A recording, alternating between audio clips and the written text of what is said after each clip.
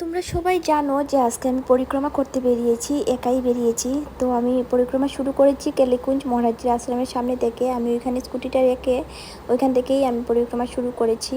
আর আমি এখন এসে গেছি রাধাবল্লভজির মন্দিরে, কারণ পরিক্রমা মার্গেই রাধাবল্লভজির মন্দিরের রাস্তাটা। তো আমি একসাথে দর্শন করে নিচ্ছি রাধাবল্লভজি, কারণ আমি একবার তো আসি, তো আমি একসাথেই করে নিচ্ছি।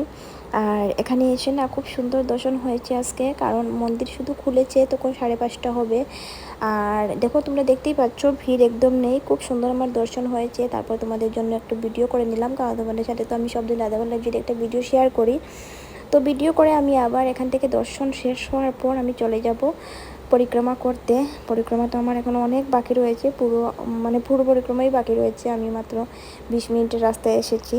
তো এখন থেকে আমি আবার বেরিয়ে যাব আর তোমাদের সাথে সব ভিডিও শেয়ার করব। বাকি যতটুকু আমি করতে পারি ভিডিও, যতটুকু সম্ভব হয় আমি তোমাদের সাথে শেয়ার করব ভিডিওগুলো।